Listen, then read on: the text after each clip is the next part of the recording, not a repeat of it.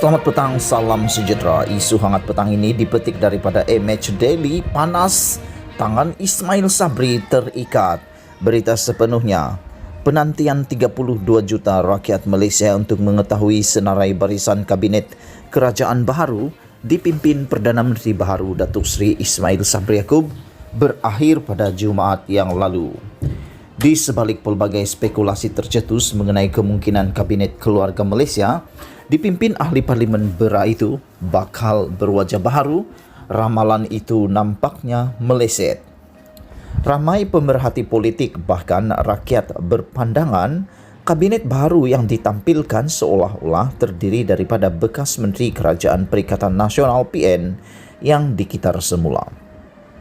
Berdasarkan senarai nama 69 menteri dan timbalan menteri baharu yang dilantik, Ismail Sabri dilihat sekadar membawa masuk 5 muka baharu untuk jawatan menteri dan 4 muka baharu untuk jawatan timbalan menteri.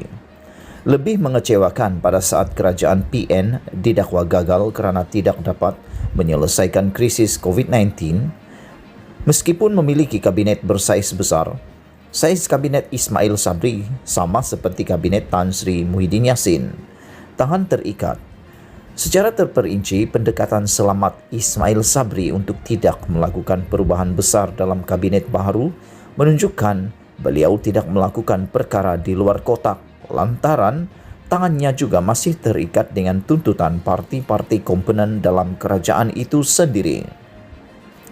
Dengan 90% daripada bilangan menteri dan timbalan menteri kerajaan PN dilantik semula, seorang penganalisis politik berpendapat bayangan Muhyiddin dalam pembentukan kabinet baharu masih ketara.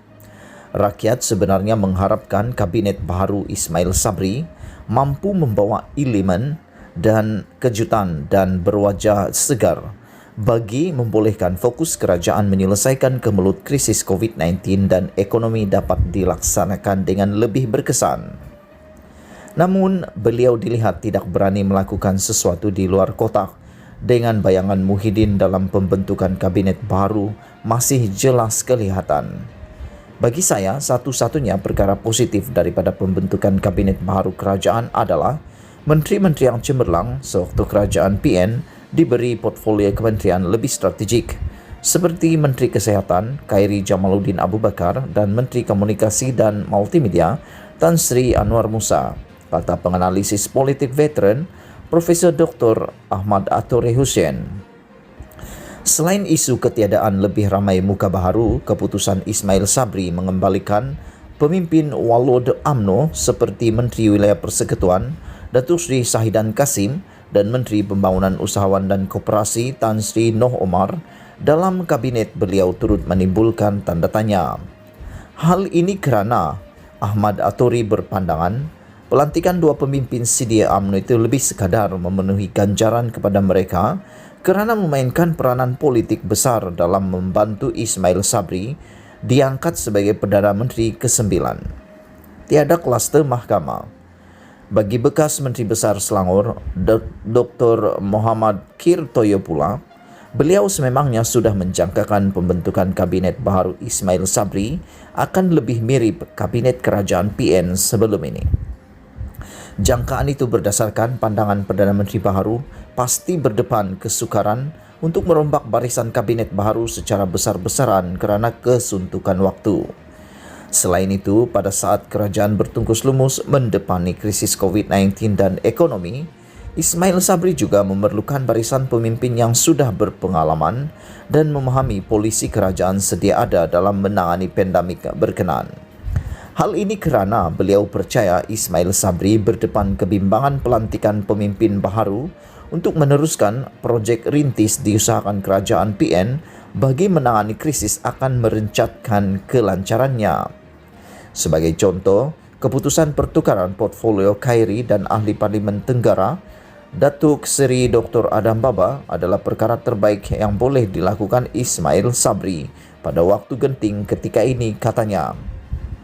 Bagaimanapun, Muhammad Kir memuji keberanian Ismail Sabri mengembalikan jawatan-jawatan menteri yang strategik seperti Menteri Pembangunan Luar Bandar dan Menteri Perumahan dan Kerajaan Tempatan kepada UMNO.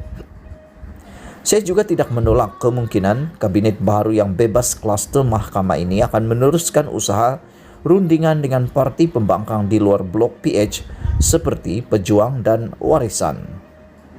Langkah ini boleh menjadi exit strategik kepada Ismail Sabri untuk mengekalkan kerajaan beliau sekiranya sentimen perpecahan dalam UMNO masih berterusan, katanya. Kabinet Muhyiddin 2.0. Sementara itu, Naib Presiden Parti Keadilan Rakyat PKR Tian Chua berpandangan barisan kabinet baru dipilih Ismail Sabri adalah merupakan kabinet Muhyiddin 2.0 yang ketandusan bakat-bakat politik yang lebih progresif serta berdaya saing. Jelas beliau, Ismail Sabri seolah-olah ketiadaan opsi yang lebih luas bagi mewujudkan sebuah kabinet berwajah lebih segar, berketerampilan, dan efektif bagi menangani krisis terburuk dihadapi negara ketika ini. Saya tidak pasti rakyat puas hati atau tidak, tetapi secara pribadi saya tidak yakin formula pembentukan kabinet baru ini akan menjadikan kerajaan baru berbeza dengan PN. Bagaimanapun, sekiranya blok pembangkang bersatu dan memainkan peranan semak dan imbang di parlimen dengan lebih berkesan, tekanan itu mampu memaksa kerajaan baru untuk mengemukakan polisi lebih baik demi kesejahteraan rakyat, katanya. Selain tiada elemen kejutan dalam pembentukan kabinet baru, Tian Chua turut mempersoalkan kegagalan pemimpin menyokong pucuk kepimpinan UMNO diterajui presidennya, Datuk Seri Ahmad Zahid Hamidi, diberikan peranan penting dalam pembentukan kabinet baru. Pada saat Ahmad Zahid bersama 14 ahli parlimen UMNO yang menarik sokongan terhadap Muhyiddin menuntut kerajaan baru bebas daripada beban kegagalan PN, pelantikan hanya 2 menteri Kem Ahmad Zahid Hamidi dalam kabinet baru menunjukkan seolah-olah peranan mereka dipinggirkan. Keadaan itu juga tidak baik dan menunjukkan Perdana Menteri baru seolah-olah masih bermain politik untuk mengukuhkan kedudukan beliau ketika ini, katanya.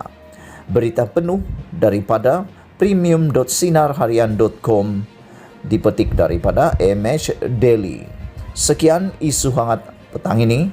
Jangan lupa tekan butang subscribe dan kita jumpa lagi. Bye-bye.